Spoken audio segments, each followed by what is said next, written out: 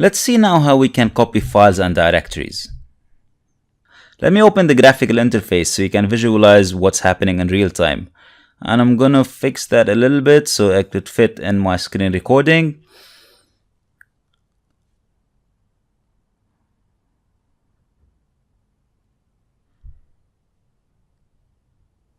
And now what I want to do is I want to copy the test file that I created previously in the temp directory to the documents directory.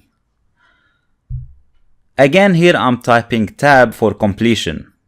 In this particular case, I'm typing tab because I have two test files, one test file and one test file 2. So the system doesn't know exactly which one I'm referring to. If I type tab once, I type tab twice, and the system tells me there are two files. I'm just gonna go with the first one. And the structure for the copy command is cp, the file I want to copy, and then the destination I want to copy to.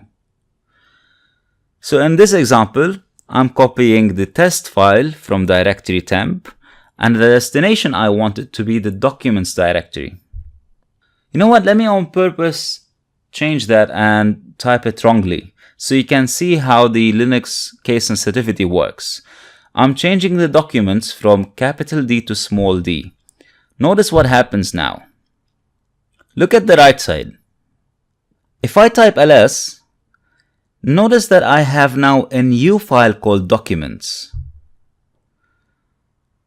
And if I look on the right side, I can verify that a new file called documents has been created. So what happened? I mistyped the documents folder name, which starts with a capital D. And instead of using a capital D, I used a small d. So the copy command understood this.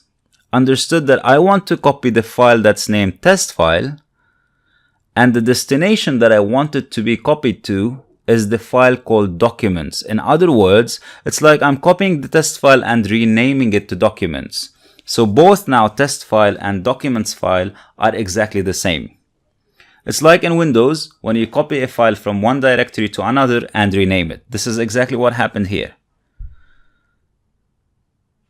I'm gonna clear my screen and let's now do it the correct way.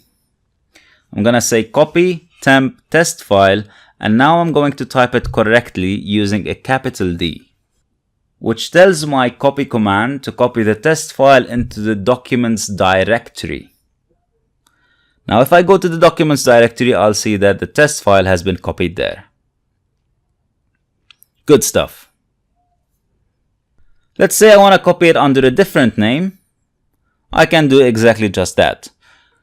Copy temp test file into documents / different name, or whatever name you want to give it. Let me have another look at the content of temp. So I have directory 1. If you remember, in directory 1, there was another directory nested into it called directory 2. Let's say I want to copy the entire contents of directory 1 and directory 2 to documents. The way I can do that is using the -r option, which means copy recursively. So cp-r/temp dir1 into documents, and here we go. Look at the right hand side. We have a folder dir1, and inside it there's folder dir2. Let's say I want to copy it under a different name. I can do that easily by giving it whatever name I want. And again, if I go to dir different name, I'll find that inside it there's dir2. Now here's the thing about copy. It copies without asking us if we want to overwrite a file if the file already exists. So in Microsoft Windows by default, if I'm copying a file over a pre-existing file, it will either automatically rename it for us, or it will ask us if we want to overwrite it. In Linux, it doesn't ask by default. By default, it will overwrite. So now if I do again, copy temp test file into documents, the old test file will be overwritten without me even being prompted. One simple way to change that is to use the -i option, which stands for interactive.